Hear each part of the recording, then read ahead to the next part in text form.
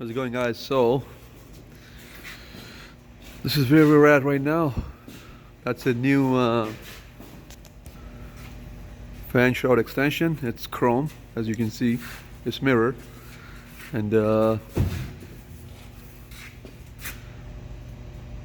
is how she looks now. Air compressor is all done. We did all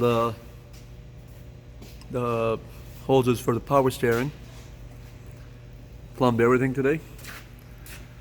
So literally it's just this piece which we gotta connect. We're just waiting for those custom pipes to come.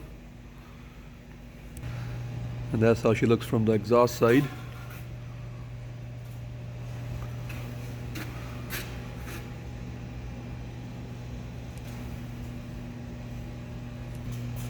So everything's hooked up. Things are looking pretty good. She should be done tomorrow.